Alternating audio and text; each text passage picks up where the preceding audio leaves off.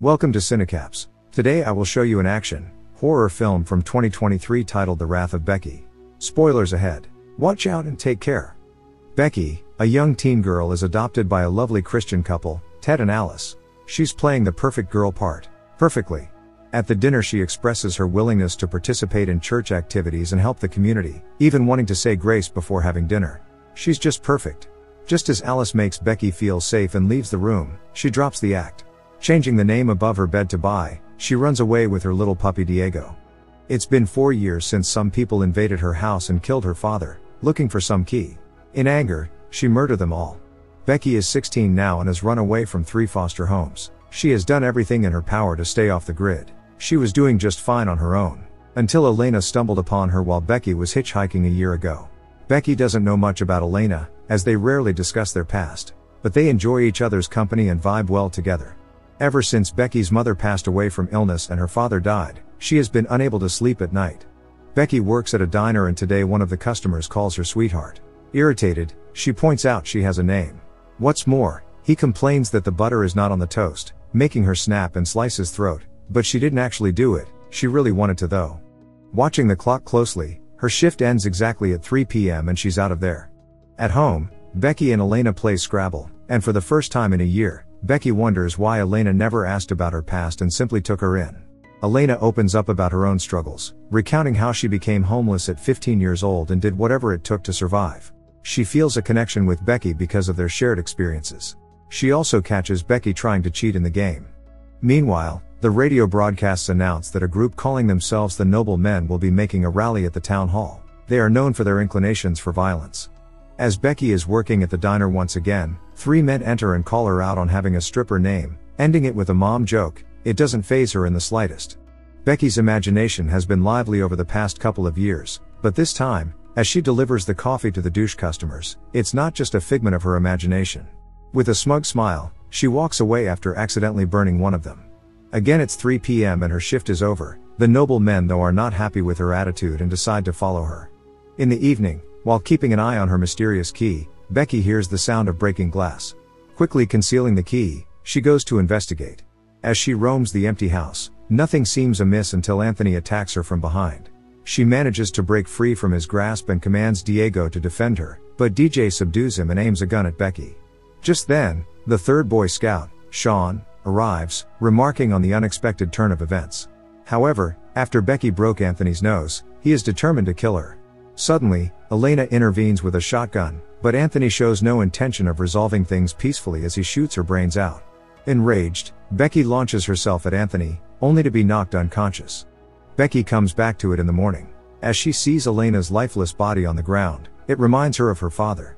What's worse, Diego is gone. Arriving at a lake house, Anthony makes sure no one speaks a word about what happened. After the rally tomorrow, they are out of this town. Meanwhile, Becky found Elena's jewelry box with memories stored in there. She never really knew Elena, but she had grown to love her. Everyone Becky has ever loved has been taken away from her. After burying Elena, she vows to get back her dog and kill the MFs who killed Elena. From the shed, she gets all necessary supplies, that includes a bear spray and a few of her traps outside. Becky's combat clothes finally will come in handy. When Becky listened to the Noble Men talk in the diner, she remembers them mentioning someone by the name of Daryl. There are only 2 Daryls in town and this is the number 1. Clearly this wasn't the man they were talking about. Second one lives at Colony Road. Something tells her this is the one she's looking for. Inside, Daryl is offering a prayer before partaking of the meal prepared by Twig. It's worth noting that Twig is one of the most prominent misogynists I've ever seen. But the trio still laugh off his comments. Daryl notices that Sean is acting weirdly, not touching his food and wonders why their dog is locked in a cage, but somehow Daryl believes their half-assed excuses. Becky can barely hold herself back as they laugh at Diego. She finds an unlocked window and silently climbs in, finding a mannequin with Senator Hernandez's name on it. She finds the round table filled with plans to kill the senator and takes pictures. Meanwhile, Sean excuses himself and goes to vomit. The events from yesterday really weigh heavily on him. Daryl confronts him as he leaves the bathroom and invites to show him something.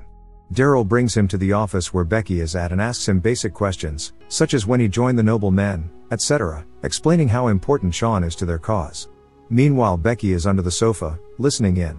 Daryl shows Sean some incredible information he has on a thumb drive, explaining how many noble men are out there. He starts to tell Sean a story about his time serving in Iraq, recounting the harrowing experience of having to suffocate his own comrade to ensure their survival. His squad kept silent about it, believing it was for the greater good. Daryl attributes this story to the current actions of the noble men, emphasizing the importance of teamwork and the necessity to eliminate weak links. He subtly questions whether Sean might be considered such a weak link. Barely maintaining his composure, Sean swears that he's all in for the noble men. That's the answer Daryl wanted to hear. After Sean leaves, Daryl notices the open window. After closing it, he feels that something is amiss. Anthony calls him from the kitchen, prompting him to leave. Becky seizes the opportunity to investigate further. Upon examining the information on the thumb drive, she discovers thousands of people who are followers of the noble men. It's at that moment she resolves to take action and rid the world of everyone on that list. Snatching the drive, she runs to the barn, arming herself with a sickle. Okay, forget the sickle. Upstairs she finds a whole armory, filled with all her heart could desire. As the men inside toast to freedom, a doorbell catches their attention. Stepping outside, Daryl doesn't see anyone, when he notices a phone ringing on his doorstep. Walking back inside, he tells the others that someone named Becky is calling him. Sean immediately sells the group out, but DJ and Anthony still try to cover it up, explaining that they stole her dog, nothing more. Daryl picks up the call, listening as Becky shares an unsettling tale about being their worst nightmare. DJ finds it amusing, but tension grips the room. An argument ensues about the authenticity of Becky's message, but Daryl quickly silences everyone, demanding they return Diego to her. Though Anthony agrees, Daryl senses there's more to the situation than meets the eye. Outside, Anthony calls out to her and Becky lets him know where she is. She leads him deeper in the woods until he holds her at gunpoint. Anthony doesn't want Daryl to hear the gunshot, opting to kill her silently and falls for one of Becky's traps. Becky then picks up his gun, but she doesn't want others to hear the gunshot either. Inside, the guys are enjoying some music, unaware of Becky's stealthy approach. Using duct tape and a red string, she devises a makeshift trap, knocking on the door. When Daryl opens it, the string removes the pin from the grenade, resulting in Anthony's head going boom. The group suddenly come to terms with the seriousness of the situation. They rush inside and assess their options. Twig's suggestion to call the cops is swiftly dismissed. They possess enough weaponry in the barn to initiate an insurrection. Daryl grabs a gun and demands that Sean and DJ start talking. Sean explains that they killed Elena and stole the girl's dog, which Daryl finds unbelievable that a little girl is capable of this. Still, what catches Sean's attention is the use of the word insurrection. Sean believed it was just a rally, not a shootout against the government. Sean had enough lies and deception, he's out. Daryl puts down the gun and attempts to convince Sean to stay the night. Maybe he will reconsider, but this only sends him into a tantrum, which prompts Daryl to shut him up for good. Without hesitation, DJ swears that he's 100% a follower of Noble Men cause and is tasked with moving the body. Suddenly the phone rings. Becky has her eyes on the house. Daryl still suggests they can resolve things peacefully, but they are way past that. As Becky aims the crossbow at the house, she explains that she has all the evidence against Daryl and his little scheme on her phone, suggesting they keep her dog fed. Twig had enough. He grabs the shotgun and goes outside. Daryl swears to kill Becky, but then she notes he would never find the thumb drive she stole. Also, his friend on the dock could use some help. Becky pierces him with an arrow. Inside, while Twig is whining, DJ gets on the ground and Daryl removes the arrow. Twig furiously goes out to search for Becky, but she lets them know where she is. She swiftly starts running away to the barn and Twig is right behind her. Back at the house, Daryl's fury intensifies as he commands DJ to bring Becky to him alive. She possesses the thumb drive.